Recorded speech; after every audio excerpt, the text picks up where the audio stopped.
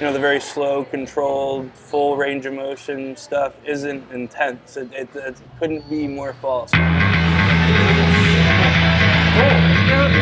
me, it's much more intense to be able to buckle down and truly isolate the muscle that you're trying to train and take it to absolute, complete, just ridiculous failure. That to me is intense. Finish, finish! Drive down! One more, Hunter, one more. I literally doubled the frequency. So the new splits just push, pull, legs, day off, and I alternate the focus of the leg days. Really happy, but absolutely never satisfied. 3 weeks out, hitting my stride.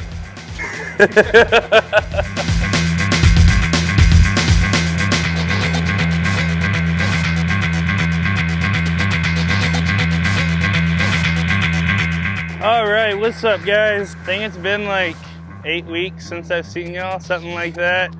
Kind of dropped the ball a little bit. I'm putting out these prep series episodes, kind of been up to some really cool stuff, so not gonna make excuses. Well, yeah, we're back on it. So up here in Dallas, sitting here at 3 weeks out, visiting Andrew in person, letting him really get a beat on where I'm sitting. Don't laugh, but I'm so pale, I feel like it's kind of hard to tell sometimes from my pictures, so last show and this show, came up here a couple times in the final weeks just so we get a look at me, really dial things in. And you know, just to be honest with you, this is what I love the most about bodybuilding, honestly. I got to take a little road trip, come up to Dallas, crashing with one of my good friends, you know, getting to train with a bunch of more friends. You know, it's just, this is what I like, just living the lifestyle. So couldn't ask for a better day for this. About to smash some back and buys here at the Field House. Looking forward to telling y'all what's been happening.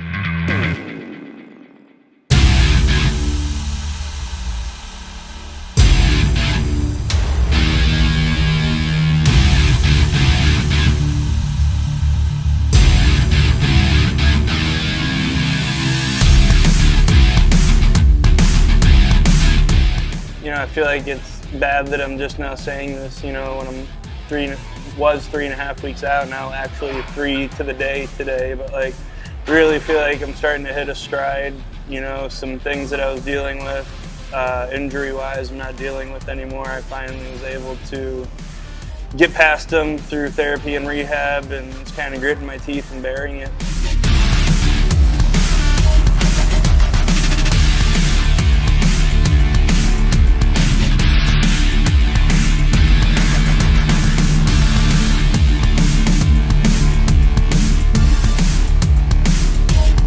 Telling Andrew, literally our workout yesterday, I trained push, chest, shoulders, triceps. It was the first time in 3 months now that I had trained chest or shoulders that I wasn't just wanting the workout to be over. My shoulder was hurting so bad. Like, I actually enjoyed training yesterday. So that was awesome, and really good mindset headed down these last 3 weeks. You know, I'm ready to push harder than ever.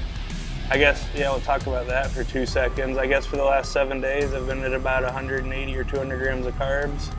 Last prep, I never got below 220, and it was like for the last 2 weeks.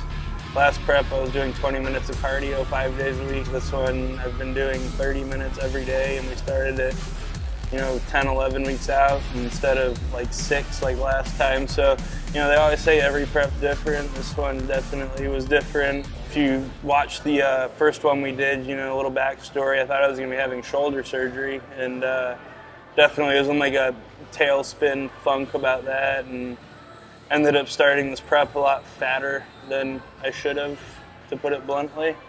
You know, I really feel like I've made up any ground that was lost and have taken some new strides this prep. I always feel like I'm one to grow on prep, and you know, things are really coming together. I'm super stoked.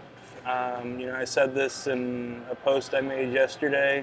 Really happy, but absolutely never satisfied. So coming down these last 3 weeks, we're gonna be pushing hard.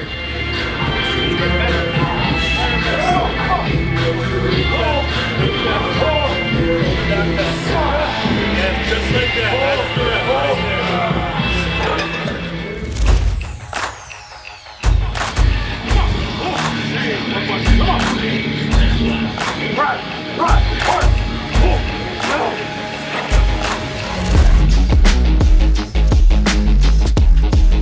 You know, it's kind of funny, that whole cheesy everything happens for a reason saying, but you know, dealing with the issues I was dealing with in my shoulder, I keep on saying my shoulder, it's actually technically bicep tendonitis of the labral insertion, long head of the bicep. You know, I had to start training around it very dramatically. You know, I had been on the same split literally for 6 years. And because of this injury, you know, there was no point for me to have a shoulder day because I couldn't train shoulders. I literally didn't train from the waist up for 5 weeks. Yeah, it was like 4 or 5 weeks. I literally didn't move a weight from anything from the waist up. 8 weeks out, we took a whole week off of training upper body because I had to get another PRP and Toradol shot in it. So definitely like holding it together with duct tape right now, for lack of a better way to put it.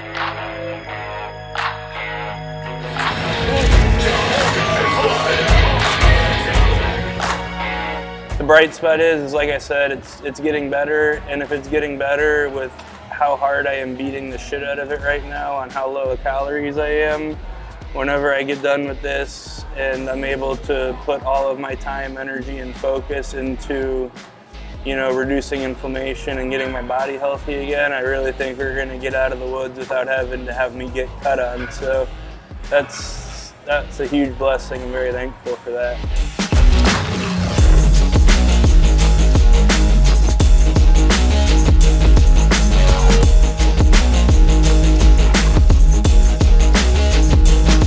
Really got me out of my comfort zone or element, having to switch up my split. But you know, like I said, there wasn't really a point for me to have a shoulder day, and I was looking to increase the frequency because of that injury. I couldn't, because I trained all my big body parts once a week. I trained chest once a week, back once a week, legs once a week.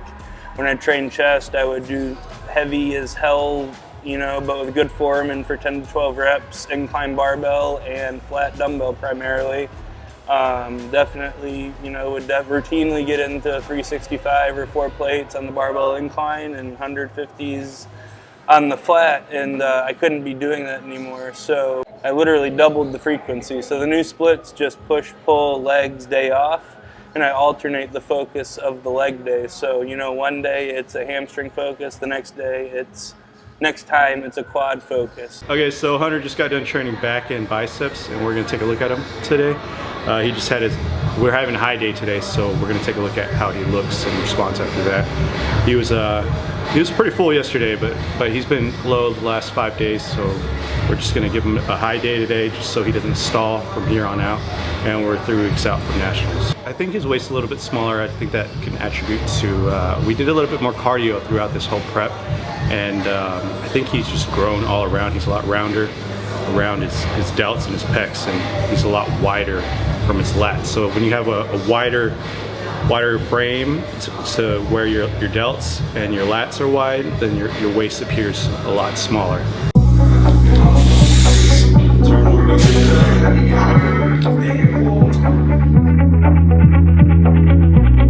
You've either seen it or you're about to see my footage from my trip out to Tampa with Joe Bennett, hypertrophy coach on Instagram, for those of you that know him by his Instagram handle.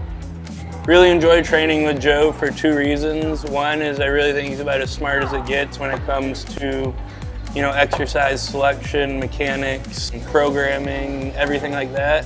But in addition to the mind that he has for it, he's got a equally large, you know, don't laugh at me, but an equally large nutsack. You know, he can get in the gym and he practices what he preaches. He absolutely runs himself into the dirt, and he's great to train with from an intensity and just a getting shit done standpoint. And then he's great to train with for me because I always pick up, you know, just little thises or that's, or new cues or refinements to my technique that I truly feel has made a difference in my physique at this point, because I've been able to hook up with him a couple times over the last year now. Hard, Hunter. Come on, make it hurt. Make it hurt, make it hurt, make it hurt, make it hurt. Come on. There we go. All right, so moving on next to the prime incline press. Obviously, you guys have seen us use this machine a lot. One of the great benefits of this machine, again, is you can adjust the profile. Lots of times, that's with the idea of finding the ideal profile, where you can just have max output basically through the entire range, matching what your body can do. Another great advantage, too, is if you have some shoulder issues, you have some bicep tendon issues like we're working on with Hunter a little bit today, we can deload it a little bit at the bottom. So we can make it a little bit lighter here and make it harder here. And because you're not going to tend to have that issue is not going to present itself through that mid-range to the short range, we can make that heavy as hell and still produce a lot of tension and take some load off in that compromised position. Come on now. Come on now. Yep, I got you. Come on. That was a good time getting out there. I hit a full training cycle with him, so we did push, pull, and legs. He was nice enough to kind of, you know, program the push day around the stuff that I'm dealing with, because he's a lot more of a heavy compound free weight guy like I was. So thanks for working with me on that, Joe. And then back day and leg day, we just got to work. Him and I click really well on leg day for the reasons that I told you. You know, we both really push things intensity-wise and just go hard in the gym. But we also both, you know, try to be scholars about it too. You know, we try to make it harder, not easier. All right, guys, 2 little things before we move on to pull downs. So just one thing to note here, because I've covered form pretty extensively on this one. I mentioned it before, worth mentioning again, is don't neglect the negatives. You have so much stuff that can move your upper arm that you have to have all these cues and all these things to think about to make sure that it's your upper arm, all those muscles and lats actually moving your upper arm on the way back on the concentric. On the eccentric, it's just as easy to let that lat relax and let all this other stuff let it out. So 2 easy cues are still thinking about driving your arm towards the floor the whole way out. So meaning it's really easy to let it come, and then again, just kind of let it elevate, and other stuff just kind of hang on and let it out. If you're coming out and that arm's kind of going this direction, that's your lat lengthening. So if it's lengthening, it obviously doesn't have as much tension on it as it possibly could. The other cue is keeping your elbow right in line with the machine, because the same thing as you're coming out, it's easy to let that elbow flare out, and at the same time, if your elbow flares, again, that lat's lengthening and not in plane with the machine. So 2 cues that'll help. Again, you want that feeling coming from the lat, making sure it's down and staying in and tight, but it's not a bad thing to also think about something as far as your upper arm goes. So again, if you're thinking driving down and keeping in tight, you're much more likely to keep that lat tight and actually lowering the weight as opposed to something else. The same as every exercise, you make the argument, more results are being produced from the effects of what's occurring on the eccentric. So again, if you're neglecting the eccentric, could be part of the reason your back's not growing. It was a great trip, really, you know, timely.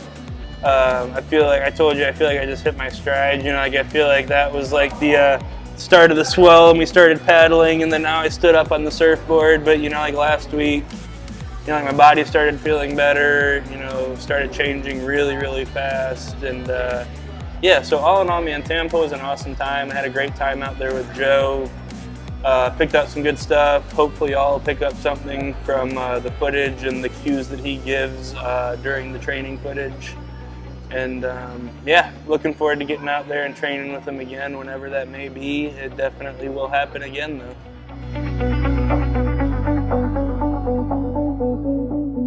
This is the first prep that's truly gotten to the point where it's a little overwhelming if I think about anything more than, you know, like the task at hand or the day. You know, like I can't let myself think about the fact that I have, you know, like 23 more sessions of cardio, or I have to do everything 4 more times or anything like that. You know, like I've really been, you know, just on repeat in my head right now, this prep. It's just been win the day. You know, wake up, take care of business that day, handle that day. At the end of the day, be able to go to sleep and say there is nothing that I could have done better today. And that gives me you know, like a peace of mind that I accomplished something that day.